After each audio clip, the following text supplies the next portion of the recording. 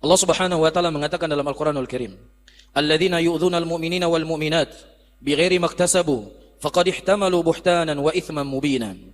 Dan orang-orang yang mereka menyakiti mukminin dan mukminat, menuduh mereka apa yang tidak pernah mereka lakukan, menuduh apa yang tidak pernah mereka ucapkan, maka sungguh dia akan membawa dosa yang sangat besar di sisi Allah Subhanahu wa taala.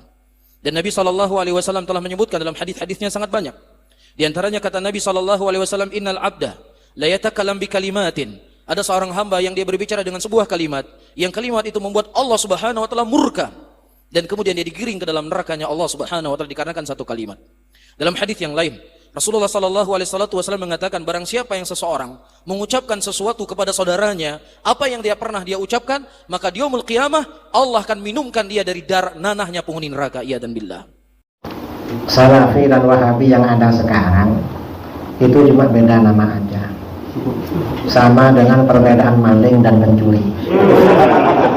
Apa perbedaan maling dan pencuri? Ya sama-sama ya maling, sama-sama pencuri, pencuri sama-sama maling. Jadi begini, Wahabi itu dulu awal kemunculannya memang pakai nama Wahabi dan bangga dengan nama Wahabi. Sampai-sampai ada ulama mereka, mufti pada masanya Raja Abdul Aziz, ayahnya Raja Salman yang sekarang, namanya Syekh Sulaiman bin Sahman An-Najdi, menulis kitab berjudul At-Tuhfatus Saniyah wal Hadiyatul Wahabiyah. Muhammad bin Abdul Wahab ini lahir tahun 1111 Hijriah, meninggal tahun 1206.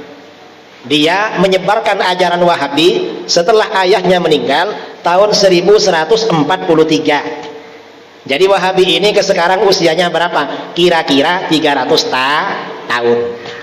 Dan Wahabi ini munculnya dari Najd. Dan Najd ini disebutkan di dalam hadis akan muncul tanduk setan.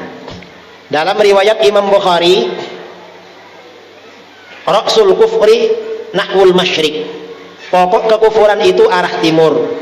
Wa fiha yatlu'u qarnus syaitan. Dan di timur yang namanya Najd itu akan muncul tanduk setan. Siapa tanduk setan? Ya Wahabi. Mengapa Wahabi disebut tanduk setan? Hewan itu saudara kekuatannya ada pada tanduk. Saudara kalau punya kambing atau nonton rusa ya di video atau apa namanya, banteng Afrika, kalau bertengkar itu kan tanduknya yang diadu.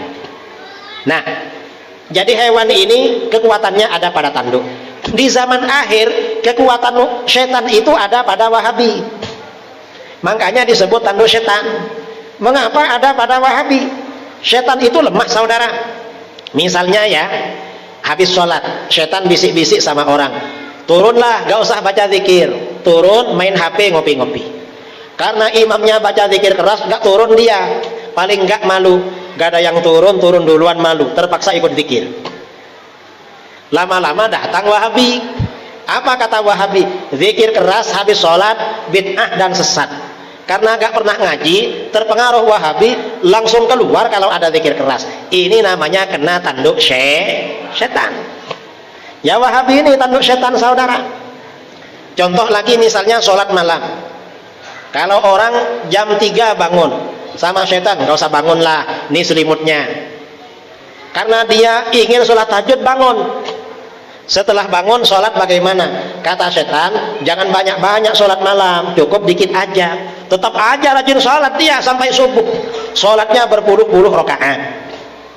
Datang Wahabi, tanduk setan. Apa kata Wahabi? Sholat malam paling banyak 11 rakaat. Lebih dari 11 haram dan bid'ah. Sholat taraweh paling banyak 11. Lebih dari 11 haram dan bid'ah. Akhirnya tarawehnya 11 rakaat. Jadi taraweh yang asli dari Khulafaur Rasyidin itu berapa? 23. Kena tanduk setan, tarawehnya menjadi 11. Betul? Di Minas tarawehnya berapa? Berarti kena tanduk setan. Wahabi itu saudara, gampang jadi tanduk setan. Kaum muslimin dan muslimat rahimani wa rahimakumullah. Saya menarik untuk menjawab tentang kelompok yang dinamakan sebagai kelompok Wahabi. Ya. Pertama, di dalam kita menilai seseorang, kita harus menggunakan penilaian yang adil. Penilaian yang adil. Karena segala sesuatu yang kita ucapkan itu semuanya akan dimintai pertanggungjawaban di hadapan Allah Subhanahu wa taala kelak di yaumul qiyamah. Allah Subhanahu wa taala mengatakan dalam Al-Qur'anul Karim, "Alladzina yu'dzunal mu'minina wal mu'minat bighairi maktasabu faqad ihtamalu buhtanan wa itsman mubinan." Dan orang-orang yang mereka menyakiti mukminin dan mukminat, menuduh mereka apa yang tidak pernah mereka lakukan, menuduh apa yang tidak pernah mereka ucapkan, maka sungguh dia akan membawa dosa yang sangat besar di sisi Allah Subhanahu wa taala. Dan Nabi sallallahu alaihi wasallam telah menyebutkan dalam hadis-hadisnya sangat banyak. Di antaranya kata Nabi sallallahu alaihi wasallam, "Innal 'abda la yatakallam bi kalimatin." Ada seorang hamba yang dia berbicara dengan sebuah kalimat, yang kalimat itu membuat Allah Subhanahu wa taala murka, dan kemudian dia digiring ke dalam nerakanya Allah Subhanahu wa taala dikarenakan satu kalimat. Dalam hadis yang lain, Rasulullah sallallahu alaihi wasallam mengatakan, barang siapa yang seseorang mengucapkan sesuatu kepada saudaranya apa yang dia pernah dia ucapkan, maka di yaumul qiyamah Allah akan minumkan dia dari darah nanahnya penghuni neraka. Iya dan billah. Ini satu sisi. Sisi yang kedua, di dalam Islam kita dilarang untuk memuji orang yang tidak pantas untuk kita puji. Kita dilarang untuk membela orang yang tidak pantas untuk kita bela. Rasulullah sallallahu alaihi wasallam menyebutkan dalam hadisnya, la'anallahu awal muhditha. Allah melaknat orang-orang yang melindungi orang-orang berbuat dosa, melindungi orang-orang yang berbuat amalan-amalan baru. Ini tidak dibolehkan. Jadi kita tidak boleh mencela orang yang tidak boleh kita cela, dan sisi lain kita tidak boleh memuji orang yang tidak pantas untuk kita puji. Jadi hati-hati. Ini dua-duanya dosa. Ini dua-duanya terlarang dalam agama. Oleh karena itu, di antara cara yang paling terbaik di dalam kita menilai seseorang adalah dari ceramah-ceramah yang dia sampaikan. Ya, orang-orang yang berbicara kepada Muhammad bin Abdul Wahhab hari ini, saya jamin mereka tidak ada satupun yang bertemu dengan Muhammad bin Abdul Wahhab. Tidak ada satupun yang mendengar ceramahnya, karena mungkin pada waktu itu tidak ada rekaman, tidak ada video. Iya, tinggal bagi kita sekarang kita menilai pemikirannya, jalannya itu dari kitab-kitabnya. Iya, dia menulis kitab sangat banyak. Mulai dari Ushulul Tsalatsa, Qawaidul Arba, Ushulus Sittah, Kitabut Tauhid, Kasyfus Syubhat. Ya, dan juga dalam masalah fikih. Dan cucu-cucu beliau, ya, di antaranya Muhammad bin Qasim, muridnya cucu beliau, menyusun sebuah kitab dengan judul Ad-Durr Saniyah. Ada 17 jilid. Ada di sana kitab-kitabnya berjudul Fatwa Ulama'in Najd. Ya, inilah kitab-kitab yang bisa kita jadikan rujukan untuk menilai apakah laki-laki ini boleh kita cela ataukah boleh kita bela. Ya, kita posisikan dia. Yang pertama, dia itu bukan nabi kita ya. Nabi kita Muhammad ibnu Abdullah ibnu Abdul Muttalib sallallahu alaihi wasallam. Ini harus kita fahami bersama-sama. Selain daripada nabi kita, Nabi Muhammad sallallahu alaihi wasallam, ucapannya bisa diambil dan ucapannya bisa ditolak. Sebagaimana kata Imam Malik rahimahullah, al-qaul yuqbal wa yurad la sahibu hadal qubur. Ucapan seseorang itu bisa diambil dan bisa ditolak kecuali pemilik kubur ini. Kalau seandainya Imam Malik berbicara di zaman tabi'in, boleh kita mengambil ucapan siapapun kecuali ucapan Nabi sallallahu alaihi wasallam, apalagi ucapannya siapa? Muhammad bin Abdul Wahhab. Dia bukan siapa-siapa kita, bukan nabi kita. Ya, cuman yang ingin kita bahas, boleh nggak dia kita cela atau boleh nggak kita memuji? Kan itu jadi masalah. Nah, inilah cara yang ilmiah, cara yang adil kita menilai laki-laki ini. Kita lihat dari kitabnya, apa yang keliru dari pembahasannya, apa yang keliru dari yang dia tulis, apa yang keliru dari dia fatwakan. Kemudian kita ambil, kita timbang dengan Al-Quran dan Sunnah. Kalau seandainya apa yang datang dari Al-Quran dan Sunnah menyelisih apa yang dia ucapkan, kita buang ucapannya ke tong sampah. Nggak perlu kita dengan ucapan dia. Nggak perlu, karena dia bukan nabi kita. Ya, cuman harus dengan adil. Apa ucapannya, apa dalilnya, ucapannya itu keliru, apa dalilnya, ucapannya salah, kan begitu. Tapi kalau seandainya cuman sekedar dia salah, dia nggak betul, dia begini, dia begitu, kata Syekhul Islam, kalau seandainya membantah hanya cuman sekedar cacian, makian, atau sekedar membentuk opini, siapapun itu bisa melakukannya. Kita pergi ke rumah sakit jiwa, hai orang pungo kah pungo shit, kan itu. Kalau cuma sekedar bantah kan, siapapun bisa membantah. Anak kecil, bandel kali kamu juga bandel, semua bisa. Tetapi bagaimana seseorang itu membantah dengan bantahan ilmiah? Ini keliru, dalilnya ini keliru, dalilnya ini keliru, dalilnya ini. Demikian. Iya, demikian thariqah ilmiah di dalam kita menyikapi seseorang. Ya, saya yakin para hadirin yang hadir di sini sudah sempat kuliah. Bagaimana anak-anak mahasiswa menilai sebuah permasalahan dengan pijakan, dengan data, dengan dalil.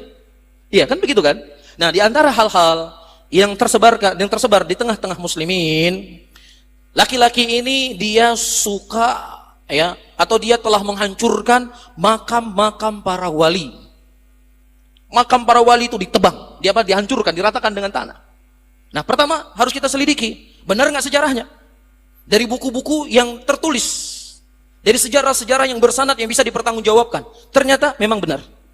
Dia menghancurkan makam-makam keramat atau makam-makam para wali, diratakan dengan tanah. Betul, sejarahnya demikian.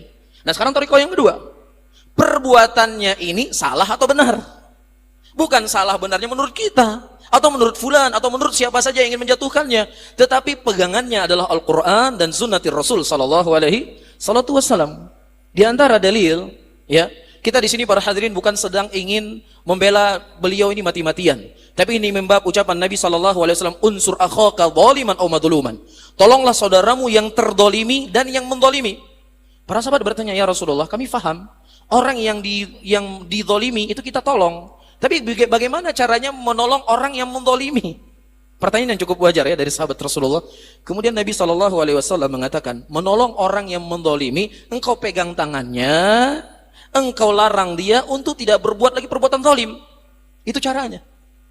Jadi kita menyampaikan hal yang seperti ini agar bagaimana saudara-saudara kita muslimin yang mungkin keliru atau mungkin salah faham, mudah-mudahan bisa mengambil manfaat dari apa yang kita sampaikan. Jelas ya, cuman saya tegaskan kembali, dia bukan nabi kita. Itu yang terpenting. Itu yang terpenting. Iya. Datang hadis dari Ali bin Abi Thalib radhiyallahu taala anhu, dan hadisnya sudah sering kita sampaikan. Iya, sangat sering. Kata Ali bin Abi Thalib radhiyallahu taala anhu, "Ya Abul Hayyaj, hal tuhibbu an ab'athuka bima ba'athani Nabi sallallahu alaihi wasallam? Ma min qubrin musyrifin illa sawaitahu." Wahai Abu Hayyaj, apakah engkau ingin aku mengutus engkau dengan sebuah tugas yang Rasulullah dulu juga pernah mengutusku?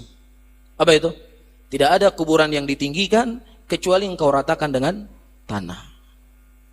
Ali diutus oleh Rasulullah dengan tugas ini. Dan kemudian beliau memerintahkan juga siapa? Abu Hayyaj untuk bertugas dengan tugas yang beliau dulu pernah bertugas. Iya, yang kedua. Di zaman Nabi SAW ada sebuah pohon. Ya, ada sebuah pohon. Pohon itu dijadikan oleh Rasulullah untuk membaiat sahabatnya. Dikenal dengan Bai'atur Ridwan. Iya. Dan Allah khobarkan dalam Al-Quran pohon itu. Laqad radiyallahu anil mu'minin idh yubai'unaka tahta syajarati. Allah telah ridha kepada kaum mukminin ketika mereka membaiatmu di sebuah pohon. Disebutkan dalam Al-Quran pohonnya. Kita bisa bayangkan kalau seandainya ada pohon di Aceh, disebutkan dalam Al-Quran. Berdiri Nabi di situ. Para sahabat juga berdiri di situ. Gimana kira-kira akan terjadi? Mungkin akan dipugar, dilestarikan sampai detik ini mungkin. Dan itu subhanallah di zamannya Umar sudah mulai. Itu di kota Madinah, di kota hijrahnya Rasulullah sudah mulai. Orang-orang sudah mulai beriktikaf di situ. Sudah mulai mereka datangi pohon itu. Nyo pohon pastinya kelebihan pohonnya. Rasulullah dulu berdiri di sini. Allah menyebutkan dalam Al-Quran. Sudah mulai. Sudah mulai hati manusia. Dengan kecerdasan dan kefakihan Umar bin Khattab radhiyallahu taala anhu, beliau menebang pohon itu sampai ke akar-akarnya. Tidak meninggalkan sisa. Apakah berani kita mengatakan Umar bin Khattab ya tidak memuliakan warisannya para nabi?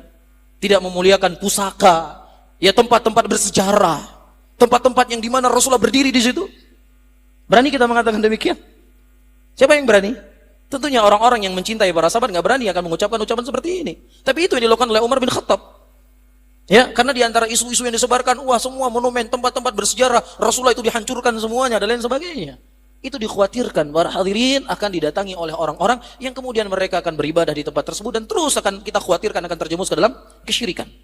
Dan ketiga, di zaman Umar bin Khattab radhiyallahu taala anhu pada waktu itu, ya Abu Musa al-Asy'ari mengirim surat kepada Umar bin Khattab. Diketemukannya jenazah seorang nabi yang bernama Nabi Daniel. Ya, jadi nabi ini dikeluarkan ketika musim kemarau untuk beristighatsah agar diturunkan hujan kepada mereka.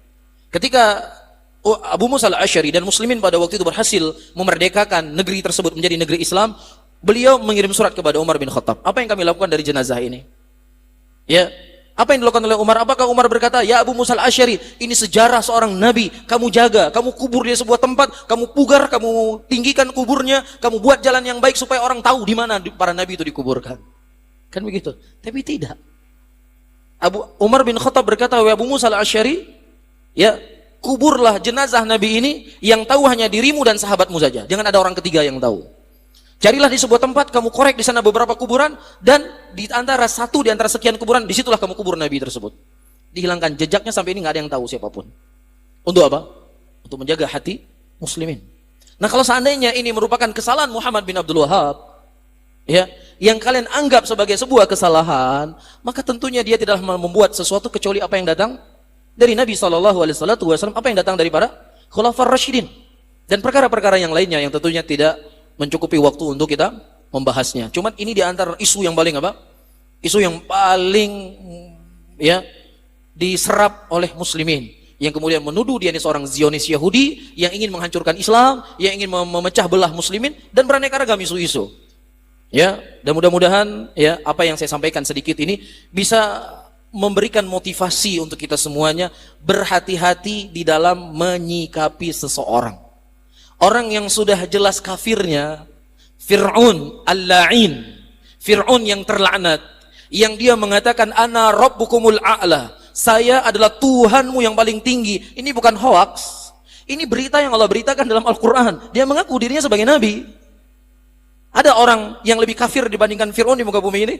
Kalau seandainya Anda menganggap Muhammad bin Abdul Wahab itu salah, saya yakin kesalahannya menurut Anda tidak sebesar kesalahannya siapa? Fir'aun. Tetapi apa kata Allah dalam Al-Quran?